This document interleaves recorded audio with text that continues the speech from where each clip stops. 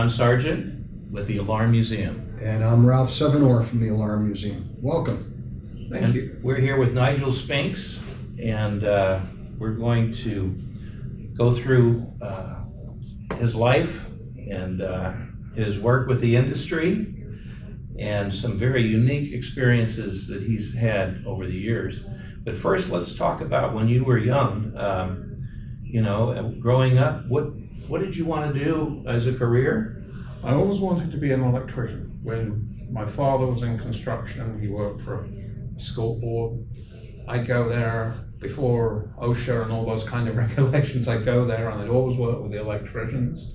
And I decided that I liked electrical wires and that kind of thing. I figured I wanted to be an electrician. And back some 40 odd years ago, my father said, "Son, you need a trade.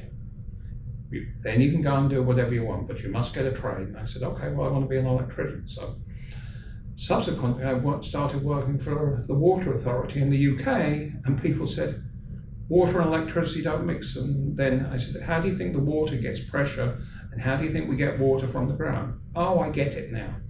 So I did that for a number of years, and we started doing some SCADA, control of pumping stations, so that we didn't have to man them 24 hours a day, and control reservoir valves and everything. And this was during the IRA era. So about what year? This would be about 63. And whereabouts? In 63 to 68 in South London. Okay. And so we started doing this supervisory control, and with the IRA threats, they said, okay, we need to do some kind of alarm system on these buildings and on these reservoir tanks and everything. So we hodgepodge, we went to the local equivalent of Radio Shack over there, and we buy these components and put them in big boxes with relays and everything like that. And we made an alarm system. So they were concerned against someone poisoning the water supply. Exactly, Ralph, exactly. They were considered that somebody would poison the water, and with terrible results. So we did that, and then one evening I was reading the evening newspaper, and I saw this requirement for a company called EPS, Electronic Protection Services, which had just been acquired by a small organization called ADT. And in seeing that, one of the big attractions there was I was, like most young people, had a car payment and was struggling to keep my car on the road, and it said service technician required, company car provided. And I'm thinking, this is good, John, yeah. I get a car and I get a paycheck, and it's something exciting. So I kept hounding, and I did get the position. And because of a lot of these people weren't electricians and didn't have a tradesman certificate, and because of that, I got put into a rather elite group. And I had the joy of going into Buckingham Palace, the Bank of England, all the Hatton Garden jewelers, the US Air Force bases, and a lot of high security military operations. So that was Woburn Abbey. That was exciting. As a young kid, that was pretty amazing. Yeah. It was, and we then, as ADT has changed over the years, as I'm sure others have talked to you about, we did the best in security. I can remember going in to many banks, and they hold the bank manager up, they take him ransom to open the vault and that kind of thing. And we went into some homes that were wired, and they had two separate control panels, and they were interlocked. They both had to go into alarm at the same time to create an alarm, otherwise it was a supervisory signal. And we had microwave sensors, and then we had infrared sensors on the other system, and every door or window had two contacts. And that was, I guess, the early stages of what we refer to now as cross-zoning. So cross-zoning started with something like that, but we're going back to 1978 79 era when we were doing that kind of thing. And we used a microwave, which, as we all know, back in those days, it'd go through this wall and 5 other walls. Oh, yeah. to do that. And we were using salt fan units, and then we started getting a rash of attacks on jewelry stores and high value stores, and I saw some things there, and ADT at the time developed a product through Aerotech called the 7143, which was a DES fully synced line security for direct wire.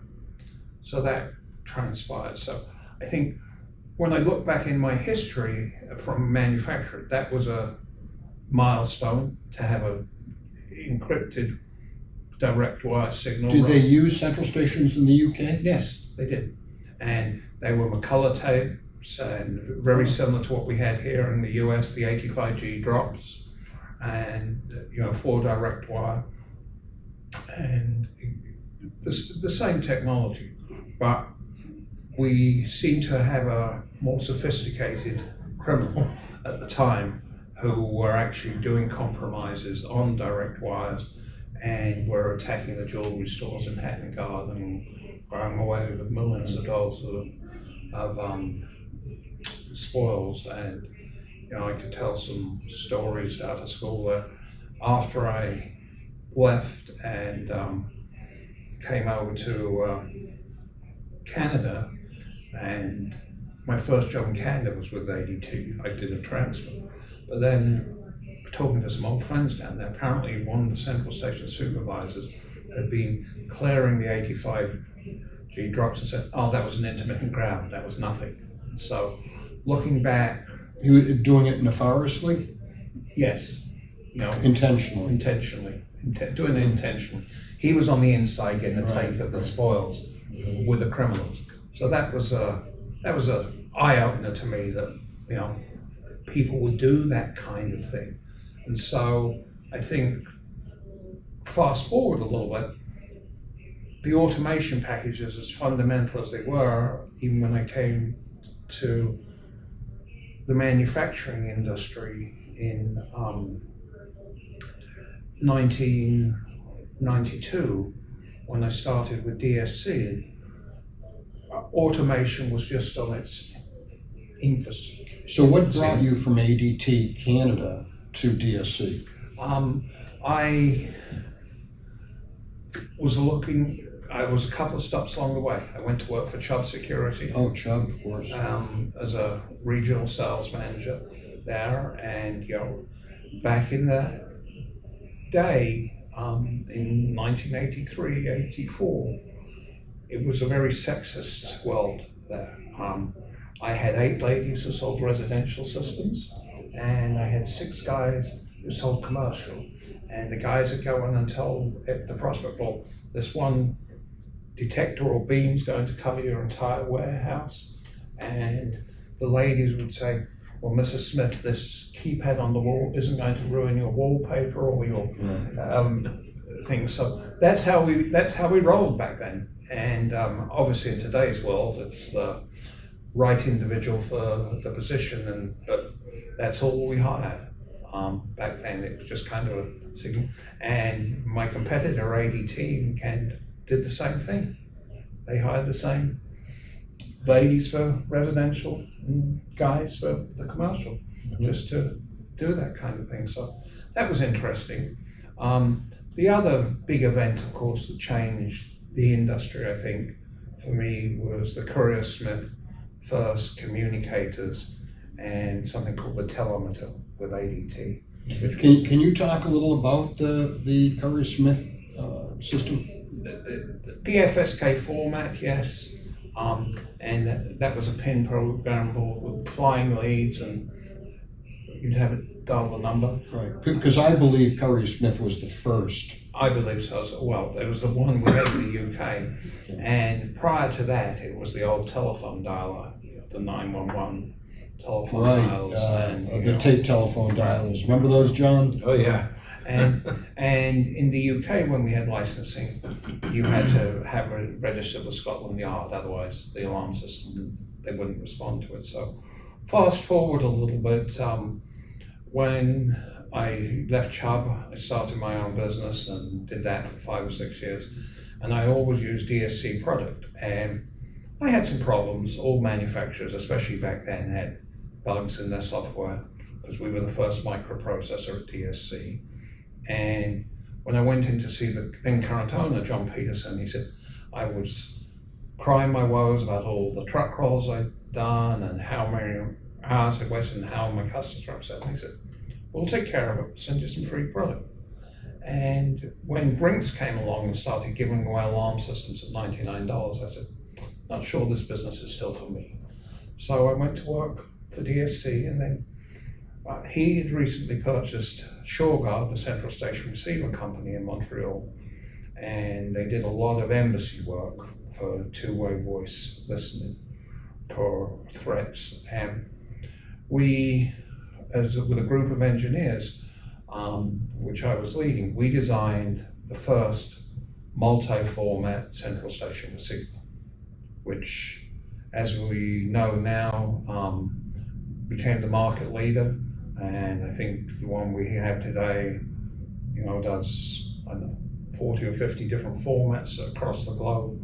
So that was, before that you needed a radionics receiver, a Bosch receiver, a Demco receiver. You remember those days? Yeah, you bet. And everything.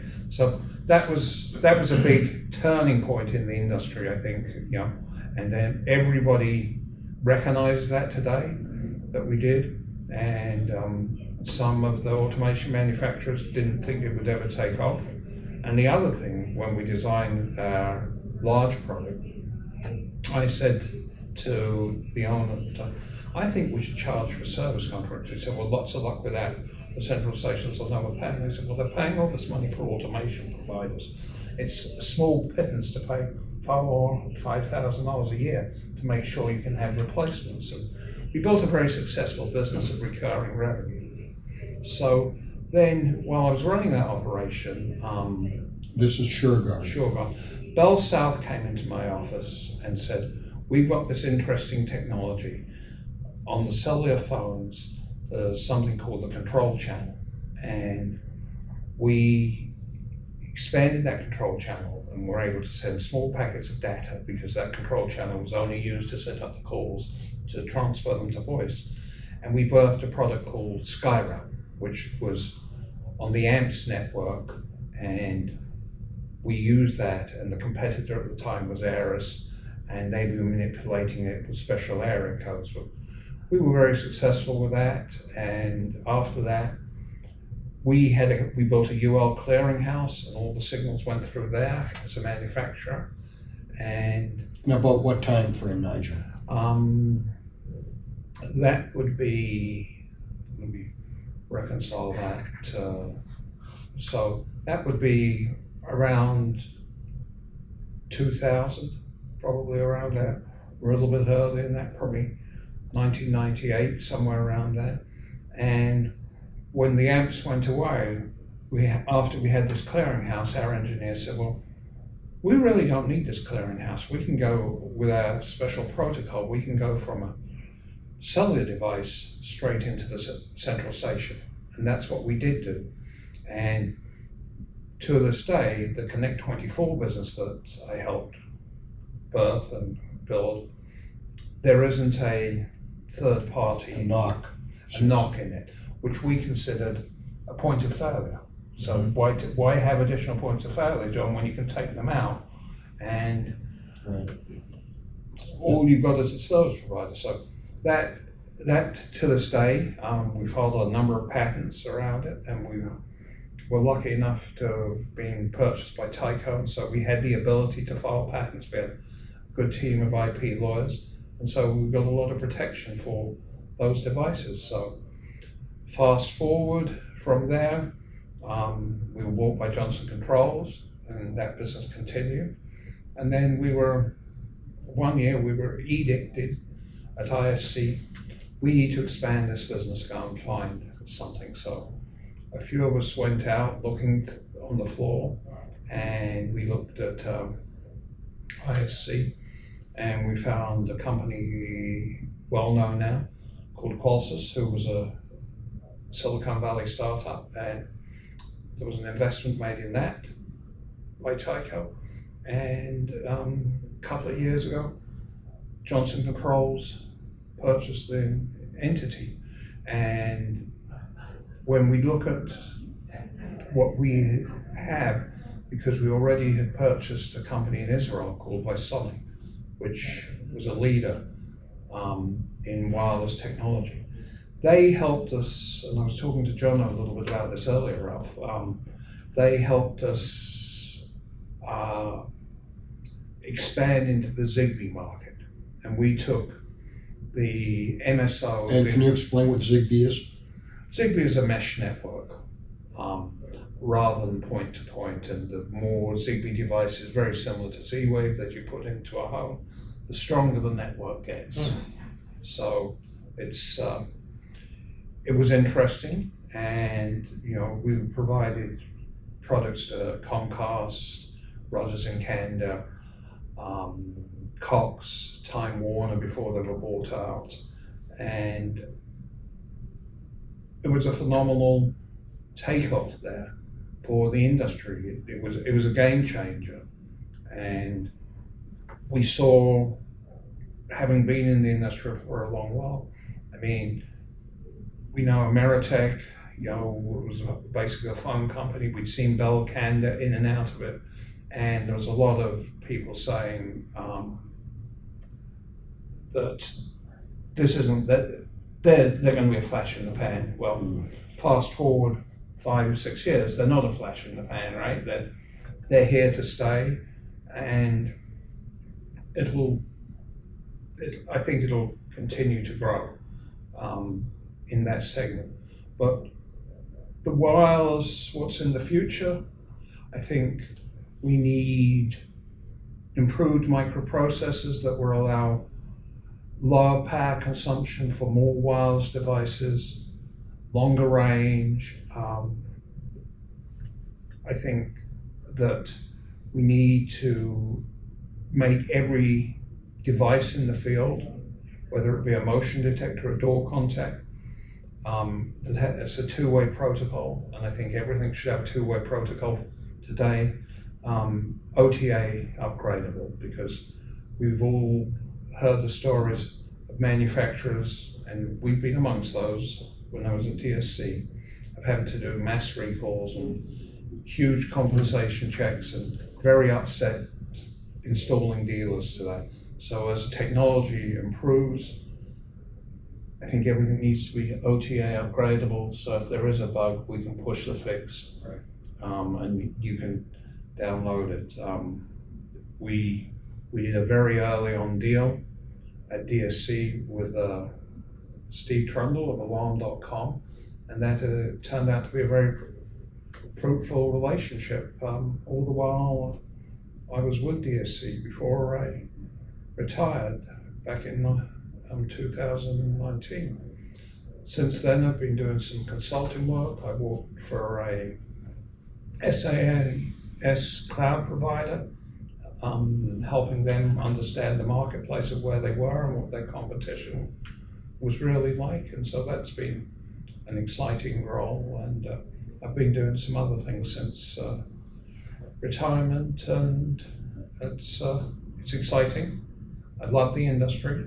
I miss when I'm not on an assignment, because I enjoy the conference calls. I enjoy listening to some of the future technologies that are occurring. I think as we look back through the DSC, Tyco, Johnson Control world, we have given back a lot to the industry. We've given, some very substantial commitment to AICC, and people said, I always support that internally, and they say, why would you give so much? And I said, let's roll this thing through. People, especially in the commercial space, they buy security systems where police respond. If police don't respond, Right.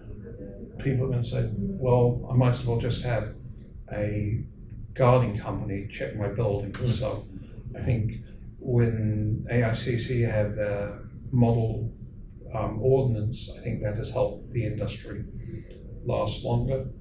It's disappointing that we have better technology with dual sensors, and we have two-way technology, and yet you stand in front of some dealers today and you try and convince them to use that technology. And security has changed from when I joined at ADT in the UK. We provided what I call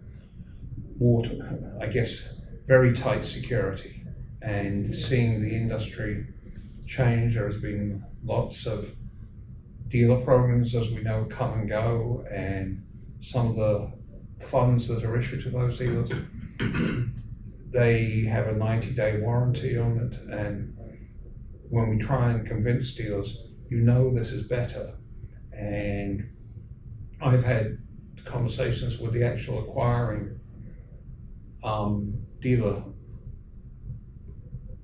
or integrator, and they say, yes, but the cost of acquiring, we would have to pay more to our installers, and the economics don't work. What opportunities do you see in our industry? I see a tremendous amount for wireless, commercial fire wireless. We have a legacy issue from some of the older systems out there with addressable loops. I think a way around the addressable loops is to put in wireless technologies, though some circumstances, especially in the government, we're still focused on the addressable loops, the hardware solutions. There hasn't been acceptance yet of wireless. So wireless, what else do you see? I see, whether it be marketing, technology? I see a big change in marketing. When you look at the dollars that we used to spend at Johnson Controls when I was there on media, advertising, that has dropped off tremendously. Because of COVID, or? No, just in general because of social media. You can reach a lot more people with social media than sending out a publication. Sure. Whether it's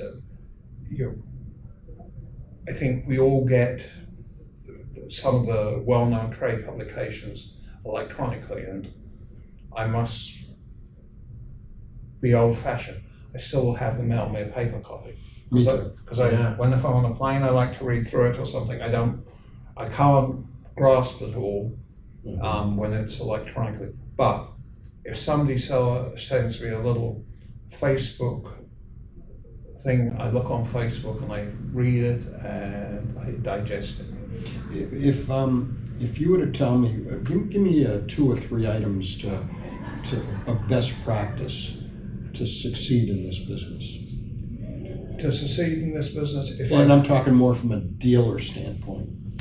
From a dealer standpoint, I think customers for life is a term that we've all heard and used, right?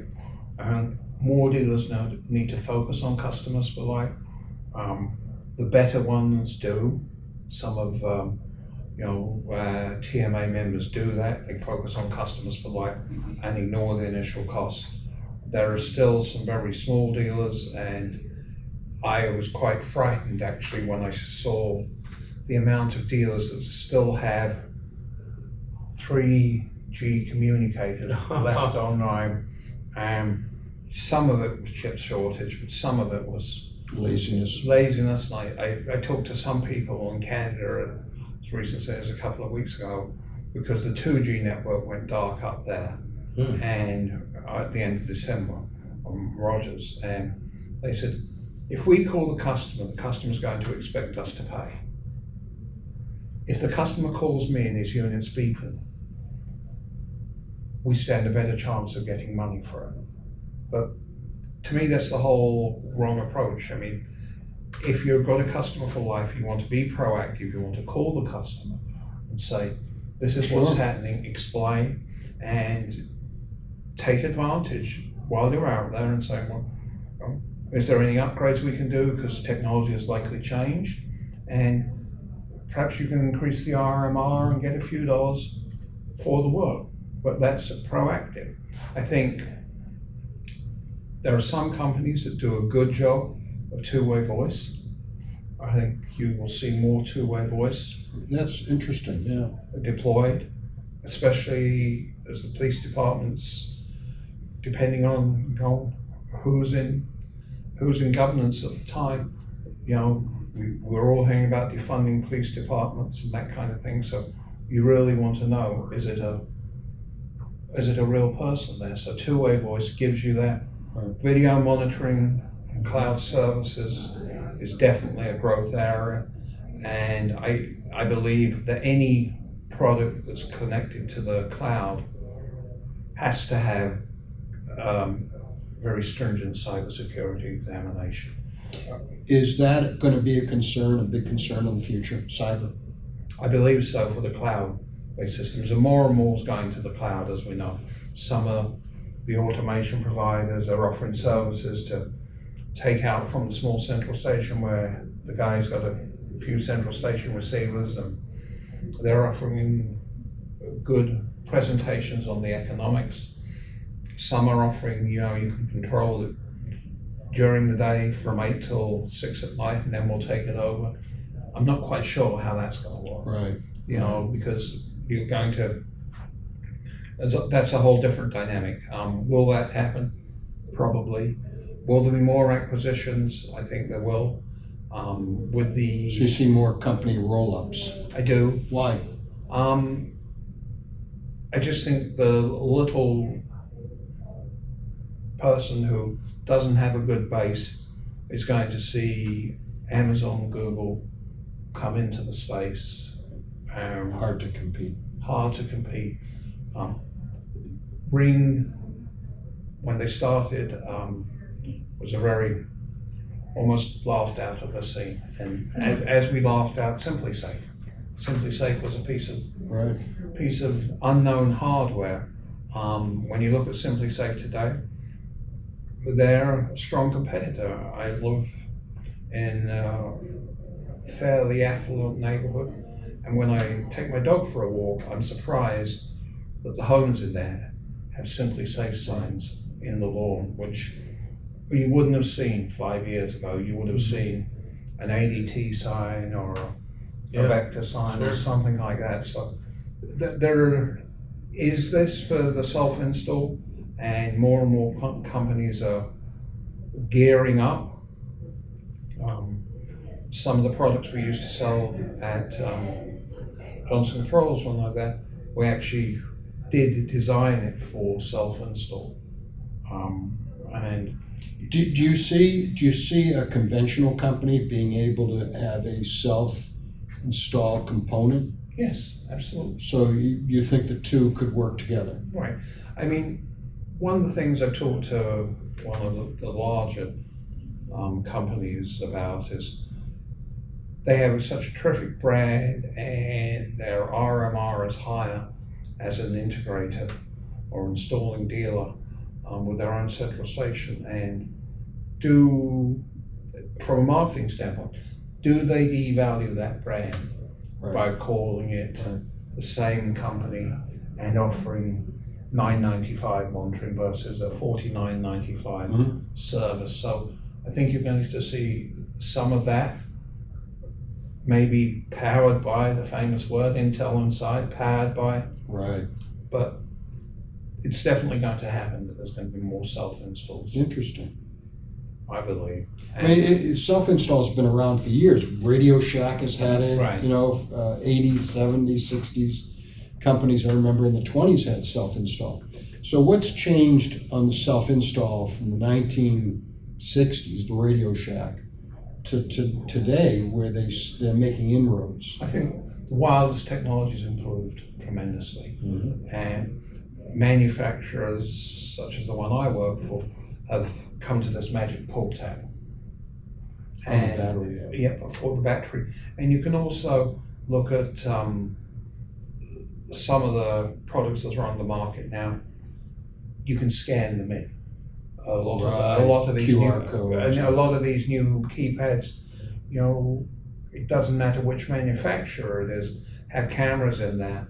A number of manufacturers have that. So you wave the QR code of the device and it self-installs, Right. self-enrolls. So, and I think with the advent of YouTube, the self-help videos are very easy to do. I mean, before, I remember we used to, for the larger systems, we'd ship a CD and an instruction manual. Nobody would read that or put that in their player. So that's the game changer. Social media, YouTube, ability to answer questions, making it easy. Yes, absolutely. So I think that's going to change the game tremendously. I would advise somebody coming into this business to study computer sciences and also, you know, try and take a legal degree, because more and more things, and especially if they want to go into the sales role or business development role, as I was when I was negotiating contracts with large organizations, I became very familiar with the 30-page agreements. Right. When you deal with a ISP provider, it's not a 2 or 3 page contract. They've got so many lawyers on staff. One of the things that they like huge liability claims and or warrants and exclusions.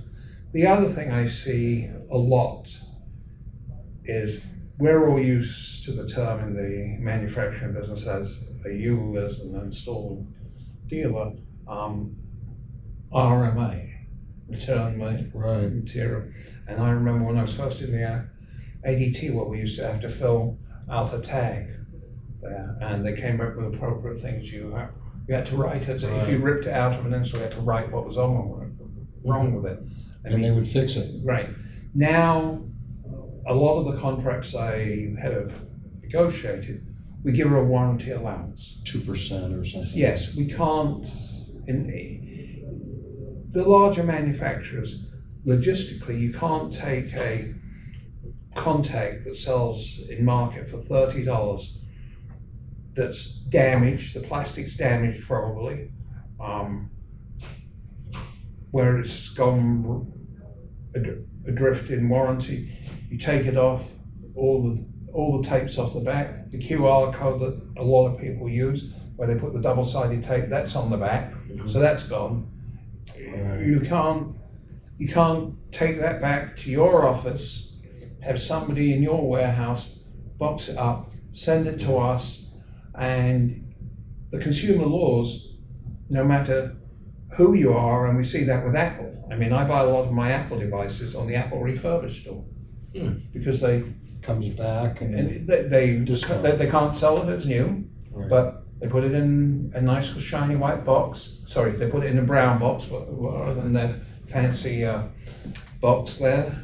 But it's backed by the same 4-year warranty. It's got a new screen on it. It's got new backing. The electronics are probably put on a jig, and if there was any warranty defect in it, they fix that. So we can't do, Apple can do that for a $700 iPad or a $1,200 phone. We can't do that in the manufacturing space for anything, really. The thing that when I was last involved with the manufacturing business was the only thing we would take back would be a GSM radio, because they were a higher value item. So you'd actually see, it's an interesting concept. So you could envision seeing distribution not taking stuff back, a small value, just it's a percentage of what your purchases are. Yes, because there's so many different hands that have to. I've seen contracts written like that with some of the larger distributors, because they can't handle it. Yeah, no, it makes perfect sense. I mean, you've got to collect them from your 40 trucks. Somebody's got to box them up. Right. You've got to take them back to your. Think of all of the steps along the way. Right, and distribution don't want them either. Right. And they have to return to the manufacturer. when we get them, we just throw them in the bin. Right. We used to try and do an audit where we wouldn't return them, and we'd have our territory sales manager go into a distributor and Count them. yeah, he would have to say, okay, there's a box of 200 contacts there. Well, that takes time. And just destroy them at that point. Right. So why not just Absolutely. with the data we've gathered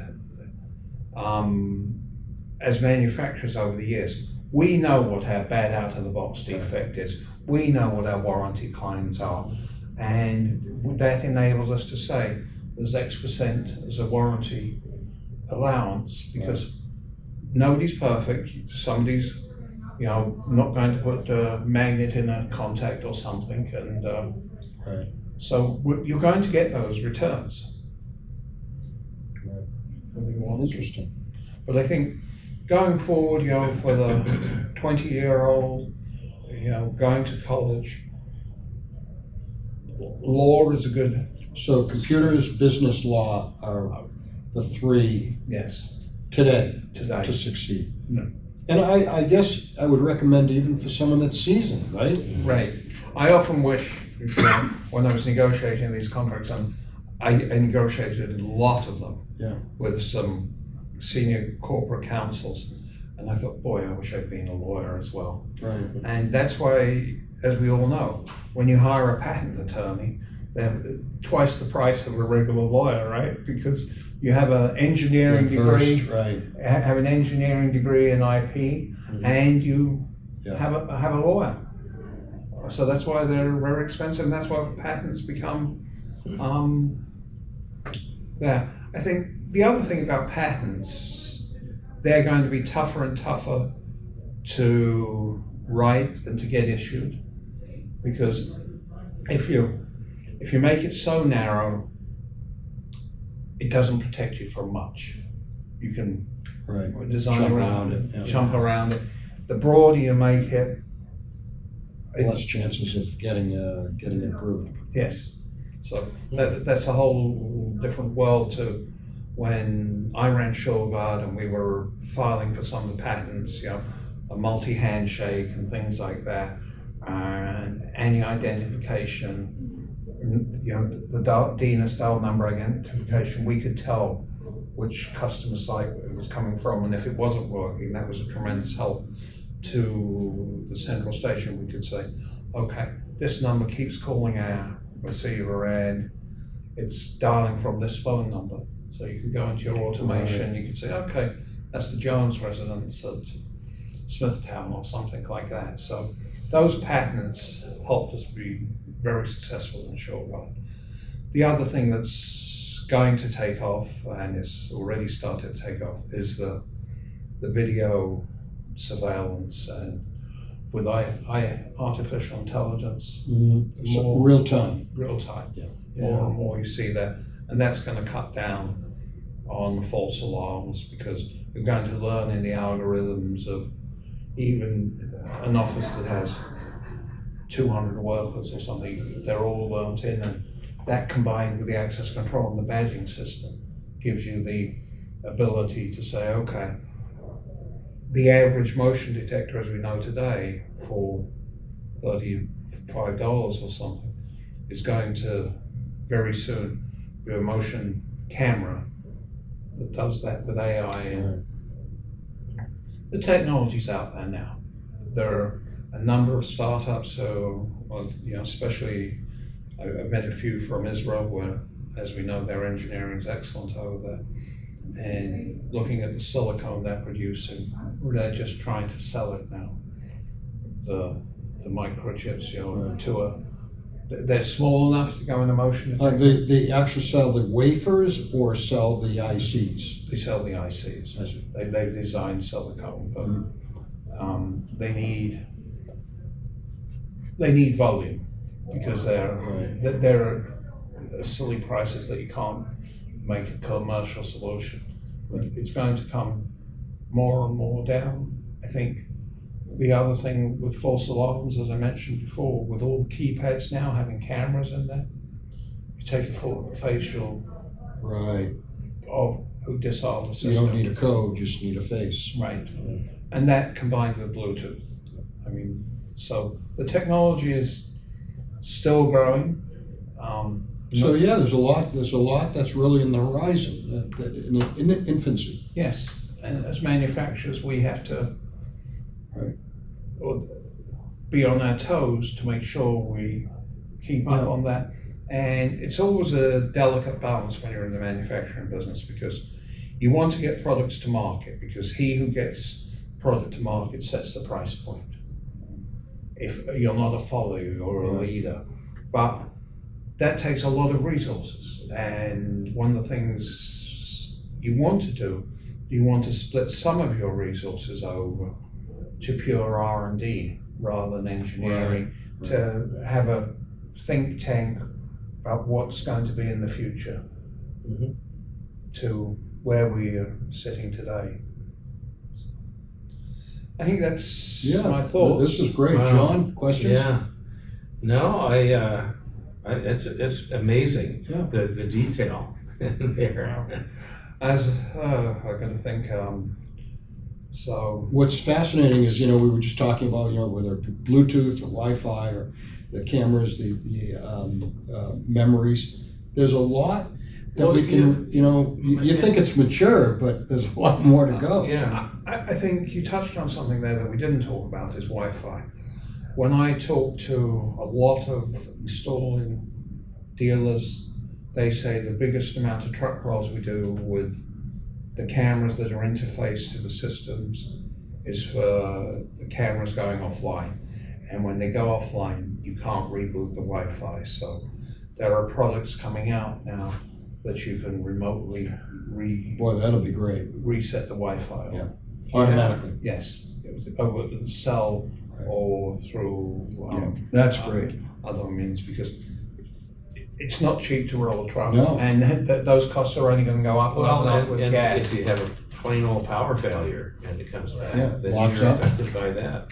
And it's hard to convince a lot of dealers and even some of the bigger ISPs, when we were selling better products than they could buy elsewhere. The customer confidence. If a device goes offline 3 times in a month and you have to have a service call, the customer says, gee, I'm talking to my neighbor who has an XYZ system. He doesn't have that. Right. And we try to talk, I guess, intelligently or practically to some of these ISPs, and they said, well, no, your device is X much more. And our truck rolls don't cost us that. I said, but your truck rolls are going to go on forever. And as you grow your base, the truck rolls increase. I said, what do you think the customer experience is like? And I think it's It's a delicate balance. Yeah, I think it's an industry-known fact that ISPs are not known for their service stability, and it's between 8 and 6 some days, and people spend the morning. Oh, sorry, he can't make it there today. You can't do that kind of thing. So I think that's changed tremendously, or will change tremendously, and that'll be the success. Right. The other thing I've talked to a lot of installing companies about is running 2 shifts of service. And there's a company in Detroit that hired a FedEx dispatcher, and he was used to looking at the routes and knew the software and could pinpoint where the salesman was going to be, what other calls were in trouble, and route the service went that way. But also starting from 6 in the morning till 2, and then going from 2 till 10. Right. Because that way people.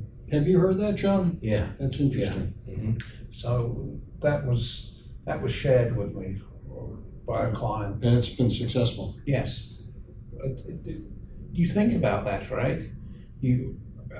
I guess the environment's changed a little or a lot with working from home, but more and more offices. I mean, Right. Apple are saying return to work. I know Johnson Controls have said return to work, business as usual. I don't know how long it'll be before the monitoring centers are Right. going to say return to work. even though we now have UL regulations that say you can work from home, will that be anytime soon? These centers are still all there. Mhm. They're all intact. They're basically server farms right now, Right. Yeah. but Well, this is really, this is extremely interesting, very eye-opening. Very eye-opening. just my perspective on the Yeah. industry. John, anything? No, I was gonna say, is there anything that you haven't covered that you'd like to mention? No, other than I'm an independent consultant now, and I do give advice on home automation systems and cellular solutions. So I think that's important, especially for people who are venturing into this business. Mhm. And even those who've been in it for a while don't see it from the manufacturing perspective, Right. but some do, some don't, and there are people who are jumping on board with all kinds of what I call crazy new solutions, and tried, tested, and proven is a good